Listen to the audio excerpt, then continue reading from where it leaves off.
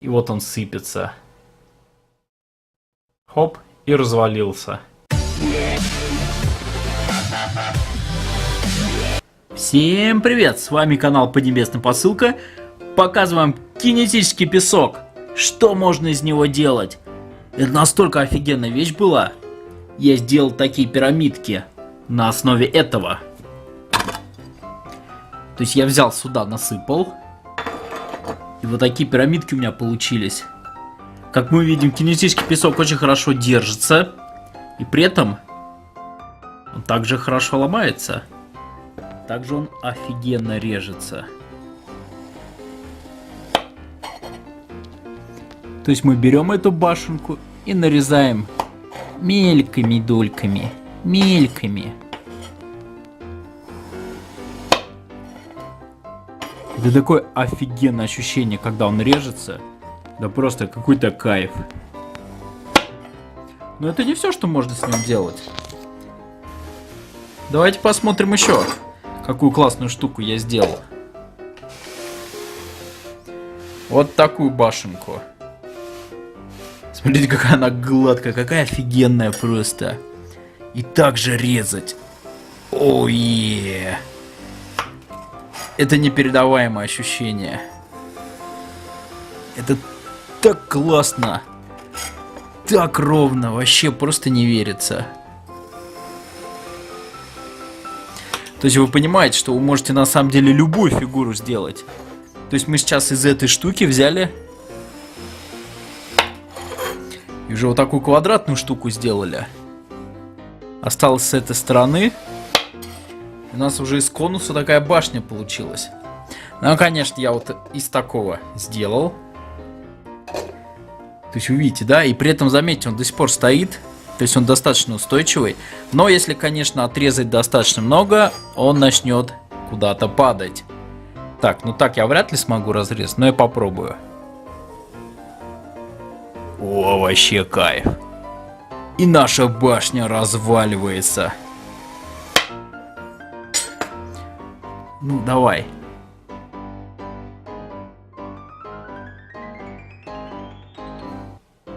И башенка отвалилась.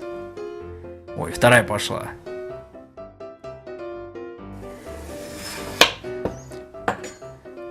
Фишка этого песка, как вы видите, он, в общем-то, иногда твердый, но если его помять, он становится обычным песком, который, в общем-то, сыпется. Но как только вы его чуть-чуть сжали, он принял эту форму и, в общем-то, так остается. Если он, конечно, будет немножечко тонковатый, то, конечно же, он посыпется. Но, в общем-то, вот такая форма, как видите, уже достаточно, чтобы он уже стоял смирно и никуда не девался. Давайте полепим что-нибудь еще. Для детей, я думаю, это будет просто офигенно. То есть тут можно даже какой-нибудь замок сделать. Заборы, колодцы, лошадей, людей, что угодно. Плюс могу сразу сказать, что немножечко сложновато вот так его весь сразу мять. То есть это еще физическая сила для рук. Особенно если детям. Я думаю, им будет офигенно интересно это. Ну, я не знаю сейчас, что мы такое сделаем. Какую-нибудь вот такую штуку. И, конечно же, что мы... О, я даже придумал, что мы сделаем. Ни за что не угадаете.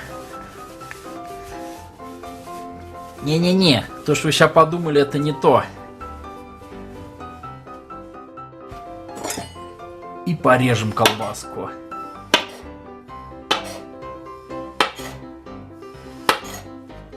Вы не поверите, такое офигенное ощущение, когда режется. Это просто что-то невообразимое. И вот он сыпется. Хоп, и развалился. Блин. Такая офигенная вещь. Кстати, ссылка будет под описанием. Стоит вообще копейки, просто на удивление. То есть это называется кинетический песок. Для детей он просто офигенный. Кстати, ничего не прилипает. То есть берем вот так часы. Вот так часы тут.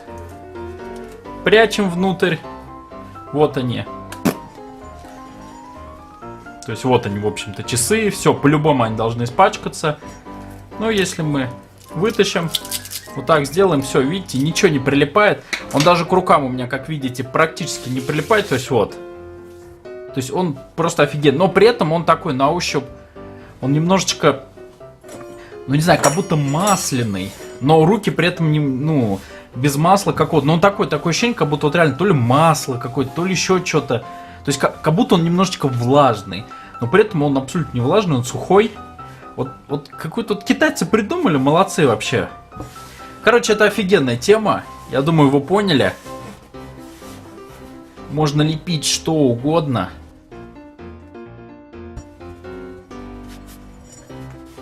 Допустим, такой шар и начинаем из него что-нибудь вырезать.